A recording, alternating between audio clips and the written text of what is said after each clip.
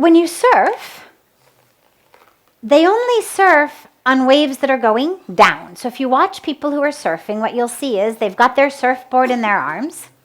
They go up on the wave, and right at the very top of the wave, they then stand up on the board and they surf it coming down, right? Surfing can only happen on a wave that is going down. They can't surf up. They ride the wave up and then surf it down. If I'm committed that surfing is my highest goal, well, I need to depend upon waves going down, or I can't surf. And I need to depend upon them going down in a very specific way, but for this, all that matters is they must go down. If I'm a business person, I need to depend on the stock market going up, or even if not a business person, but an investor. If I've got money in the stock market, I need it to go up. Only then am I going to get more and more money. But the waves of the ocean, stock market, it never only goes in one direction. It always up, down, up, down, up, down. It's the nature of nature. And to try to like everything, the dilemma with that is that it's like saying, so I'm tired of going up and down. I'm tired of likes and dislikes. From now on, I'm going to only go up.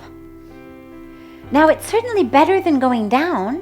It's better to like everything than to like some things and dislike others. Because if I like it, I've accepted it. And acceptance is a crucial key to living in peace and joy. But ultimately, there's also another place we want to go, which is beyond the waves. Because eventually you get tired. Even surfing the best waves, at the end of the day, you're tired. Ultimately, the goal is to go into those depths of the ocean where there aren't any waves. It's not about how can I get the best waves. It's about how deeply can I go where there are no waves. And so rather than just focusing on turning my dislikes into likes, it's a great first step, and we'll talk in a moment about how to get there. But more than that, can I focus on being free of both of them? In the Bhagavad Gita, Lord Krishna speaks about a yogi, the wise one, the enlightened one, as one who is the same in pleasure and pain, in success and failure, and all of these opposites. But the yogi's the same. Because he's not thrown about by the waves, sometimes up, sometimes down, but grounded and anchored in something that's much deeper than going up and down. The joy, the bliss, when we talk about real spiritual joy, it can't be rooted in something I like. Because even if I like it, it's going to end. So I really like this chocolate ice cream cone. It's great. I'm eating it. I like it. Maybe I even love it. So I'm happy. But then it's over. Now I need to find something else I like in order to be happy again. Now maybe I have some pizza. I really like that. Okay, happy again. Now my pizza's over. Now I need a movie I like. Now I need to go out with a friend I like. And we have to keep finding things we like so that we can keep being happy. It gets really tiring. And it pulls you completely off the actual purpose of your life, which is how to be happy right here, right now, in a happiness that's not dependent on what I like or don't like, what I have or don't have. And that's what our spiritual practice gives us, is that joy. That's when we pray for that joy, that bliss. It's not about, oh God, let everything I want to happen, happen so then I feel happy. It's, oh God, give me that joy that never fades. Well, if it never fades, it means it cannot be dependent upon something in the outer world, because the outer world is always going to go up and down. So sometimes I'll succeed, sometimes I'll fail. Sometimes the flowers in my garden will blossom, sometimes they won't. Sometimes my loved ones who get sick will get better. Sometimes my loved ones who get sick won't get better. This is the nature of life. And so I need my inner state to not be dependent on whether I like it or don't like it.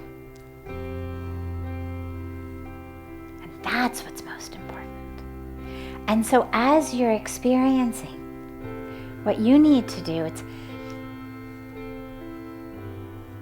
it's tricky, because when something's happening that we like, we forget to do this. We only remember to do it when we don't like it, and it doesn't work if you only do it half the time. So when you're experiencing joy due to something you like, and when you are experiencing a loss of joy due to something you don't like, in both cases, you have to try to unhook your joy or your distress from that thing in the outer world. So, I'm eating a chocolate ice cream cone. I really like it. I'm happy. Can I stop in the midst of the bite? The moment I realize how happy I am, and unhook that joy from the chocolate ice cream. I'm not saying you have to take the ice cream and throw it away. Keep eating it, no problem. But just take a moment and allow that experience of joy, rather than just gobbling it up. Rather than that, allow that joy to penetrate places that chocolate ice cream doesn't reach. And you may not always be able to, because you may find that the joy is actually so shallow that really, unfortunately, no part of your body is able to experience joy other than your tongue, which is another important lesson. It's another important lesson, at which point maybe you can find some joy in the sunshine outside. Maybe it's not the ice cream that you can find joy in, but maybe the way that the sun is shining, you can find it. Or if not, maybe you can turn your head and see a beautiful tree. Find some joy in there. But every time you find yourself in a moment of joy due to something you like, stop. Unhook the joy from the object that you think is causing it. And take it as deeply as you can. And actually experience the joy. Because what you'll notice when you do that is that then when you go back to take your next bite of ice cream, it actually will bring you less joy. It's a very beautiful and very interesting phenomenon. The tongue will still love it. But if in between bites you've been able to anchor that joy deeply and find that experience of joy within, the reward on the tongue with the next bite actually is even less interesting. And then you do it again the next bite. And just keep doing that as you feel joy in life because you like something. Stop. Even if it's with a loved one. Oh, I'm with my friend, or I'm with my spouse or my child or my parent. I'm feeling so much joy. Okay, stop. Close your eyes. Can you unhook the joy from that physical presence? Can you feel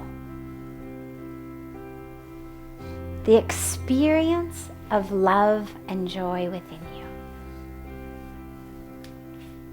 Separate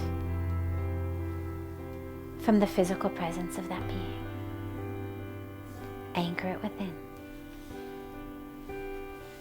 And then, when you experience things that you don't like, when you're in moments that you don't like, if you've been doing this in things that do bring joy, in moments that aren't so pleasant, you're already going to realize how shallow that unpleasantness is, and it's not going to impact you. You're going to already realize, this is just on this level. And then, now that you've become good at anchoring yourself in joy, so on the outer level, I'm eating really badly cooked Brussels sprouts. Okay, not enjoying it. But can I close my eyes and anchor myself in joy anyway? Of course I can. Then I go back to the unpleasant experience of the Brussels sprouts. No problem. Again, like the ice cream cone, it's limited to my tongue. I'm able to find that joy. Similarly, a person in front of me, maybe not someone who's bringing me joy, but someone who's bringing me difficulty. Not liking this situation. But can I find that state of joy within me anyway? Despite the fact that there is someone in front of me who's creating trouble for me? Of course I can. And so you just keep re-anchoring yourself in both times, in that presence of joy within the self. And then both that which I like and that which I dislike, they'll stay like these surface level waves.